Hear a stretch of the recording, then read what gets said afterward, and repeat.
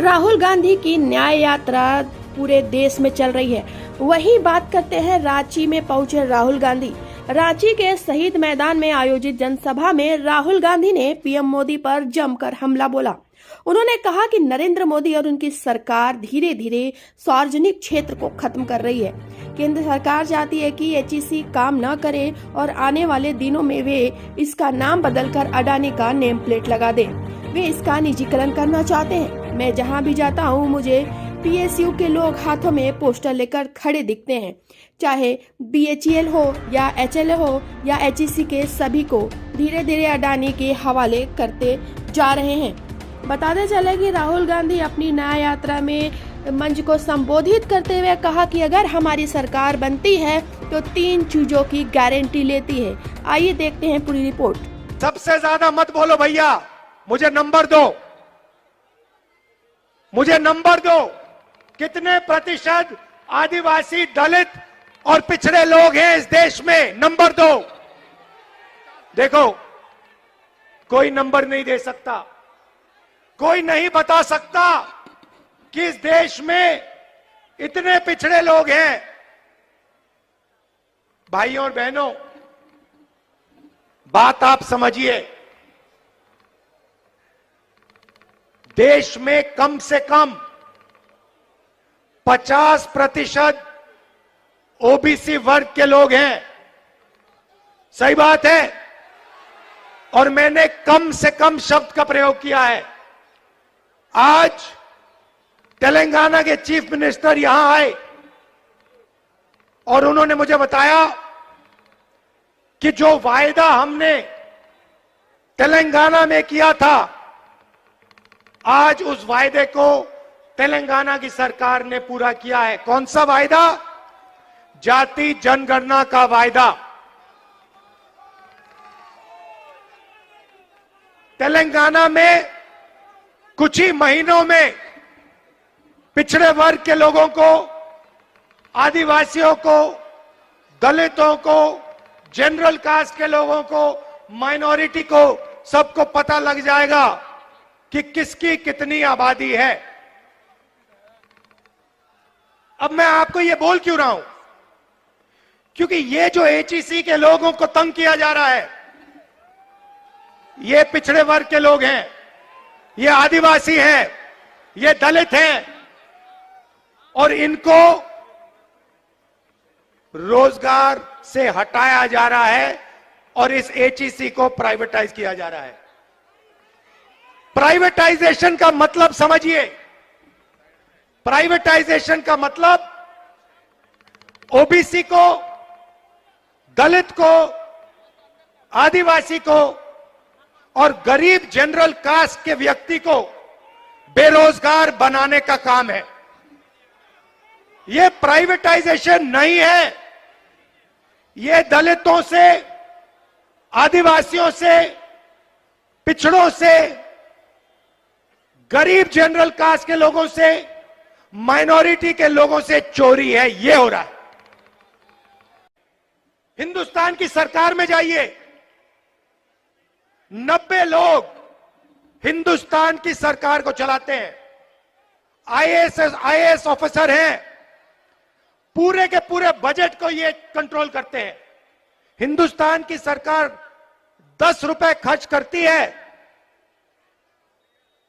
तो रुपए कहां खर्च होंगे, ये 90 लोग निर्णय लेते हैं। 90 में से आदिवासी कितने, दलित कितने, पिछड़े कितने, आप जानते हो? देखो, सन्नाटा छा गया, सब चुप हो गए।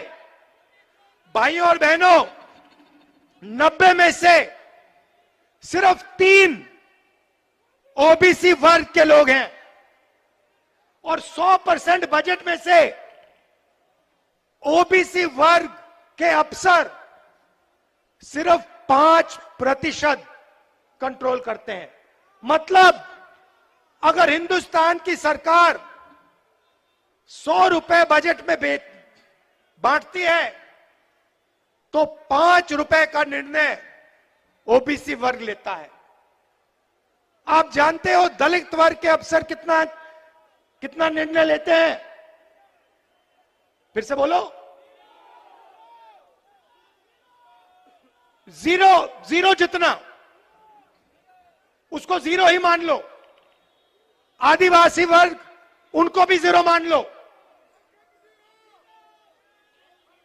तो आपकी ना सरकार में हिस्सेदारी, ना कॉर्पोरेट सेक्टर में हिस्सेदारी। आप जाइए, लिस्ट निकालिए, प्राइवेट अस्पतालों की लिस्ट निकालिए, उसमें देखिए, उसमें आपको दलित नहीं मिलेगा, मैनेजमेंट में एक ओबीसी नहीं मिलेगा, एक मालिक नहीं मिलेगा, एक आदिवासी, एक दलित, कोई नहीं मिलने वाला उसमें। फिर आप प्राइवेट यूनिवर्सिटीज की लिस्ट निकालिए, कॉलेजेस की लिस्ट निकालिए, उसमें आपको एक पिछड़ा नहीं मिलेगा, एक मालिक आपको पिछड़ा नहीं मिलेगा, एक मालिक दलित नहीं मिलेगा, एक मालिक आदिवासी नहीं मिलेगा। फिर आप जाइए और कहिए ठीक है, कॉर्पोरेट सेक्टर में नहीं मिला, सरकार में नहीं मिला, अस्पतालों में नहीं मिला, यूनिवर्सिटी कॉलेज में नहीं मिला। और फिर आप लिस्ट निकालिए जो कॉन्ट्रैक्ट से काम करते हैं, कॉन्ट्रैक्ट लेबर की लिस्ट निकालिए, और उस लिस्ट में आपको सिर्फ ओबीसी, दलित और आदिवासी मिलेंगे, और कोई नहीं मिलने वाला। तो पिछड़ों को, दलितों को, आदिवासियों को, सही बात बोली, उनको कॉन्ट्रैक्ट लेबर, उनको मजदूरी, बॉन्डेड लेबर बनाया जा रहा है। और बड़ी बड़ी कंपनियों में, अस्पतालों में, कोर्ट्स में, स्कूल कॉलेजेस में इनकी कोई हिस्सेदारी नहीं है। तो सबसे पहले यह पता लगाना है कि इस देश में दलित, आदिवासी और पिछड़े हैं कितने। 50% कम से कम पिछड़े वर्ग के लोग हैं, 8% आदिवासी हैं, 15-16% दलित हैं, और इनकी हिस्सेदारी है ही नहीं, कहीं भी नहीं है, कहीं भी नहीं है। किसी भी मजदूर के पास चले जाओ। जिस कठिन तप पर निकले हैं, ये बहुत सराहनीय है कि आज देश में सच बोलने वाले लोग नहीं है, चापलूसी करने वाले लोग ज़्यादा हैं। लेकिन राहुल जी हमारे आदर्श हैं। जिस तरीके से इतनी विपरीत परिस्थिति में भी वो न्याय के लिए लड़ रहे हैं, चाहे वो किसान हो, महिला हो, विद्यार्थी हो, युवा हो, हर किसी के लिए वो लड़ रहे हैं। सड़क से लेकर सदन तक, सदन में बोलने नहीं दिया जाता है, हम लोगों को वहाँ अपनी बात को रखने नहीं दिया जाता है। जो एक्चुअल में जो फैक्ट है, जो ज़मीनी हकीकत है, उसको सदन में सरकार सुनना नहीं चाहती है। इसलिए राहुल गांधी जी आज सड़क पर हैं, लोगों के बीच में जा रहे हैं, लोगों से मिल रहे हैं, उनकी समस्याओं को सुन रहे हैं, और उनका नारा भी है कि न्याय का हक मिलने तक ये युद्ध चलते रहेगा। और ये हम झारखंड वासियों के लिए बहुत ही खुशी का पल है कि झारखंड में उनका आगमन हो गया है। वो लगातार अभी झारखंड दौरे पर है और कई जगह लोगों से मिल रहे हैं।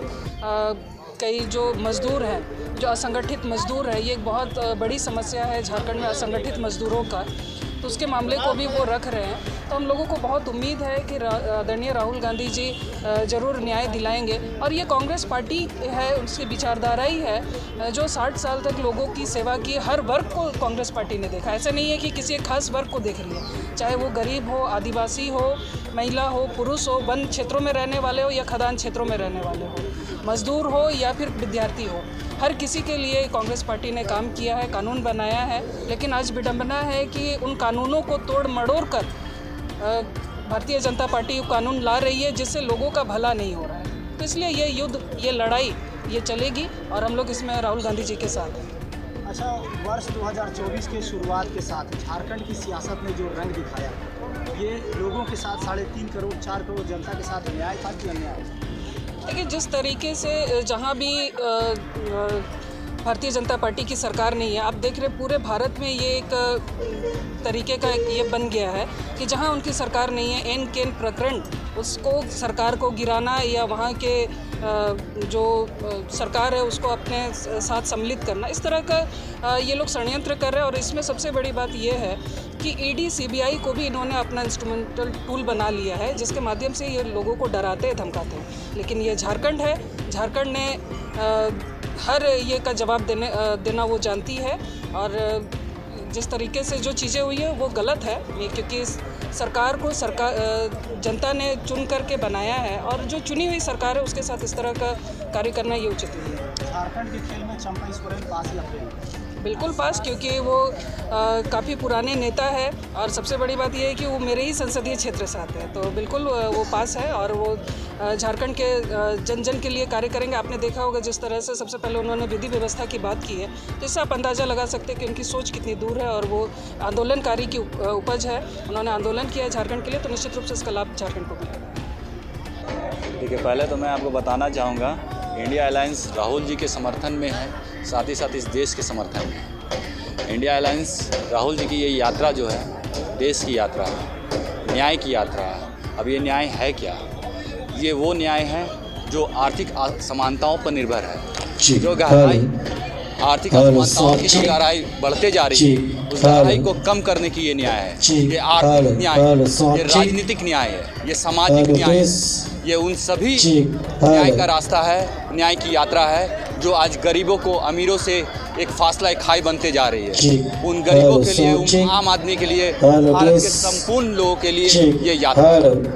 देश के लोगों को न्याय मिलेगा। देखिए, ये आप देख सकते हैं कि हुजूम चालू हो चुका है पूरा इंडिया में। राहुल गांधी का न्याय यात्रा हो या भारत जोड़ो यात्रा हो, आप देख सकते हैं कि टोटल पब्लिक जो है कांग्रेसमय हो गया है। जो 70 साल कांग्रेस राज करके जो पूरा देश को दिया है वो अब फिर पुनः आने वाला है। ये काठ की हांडी है बेटी जलाओ पार्टी, ये काठ की हांडी है, भर चुकी है, अब आगे चलने वाला नहीं है भैया। आने वाला समय में कांग्रेस ही दिया था और कांग्रेस ही बचाएगा।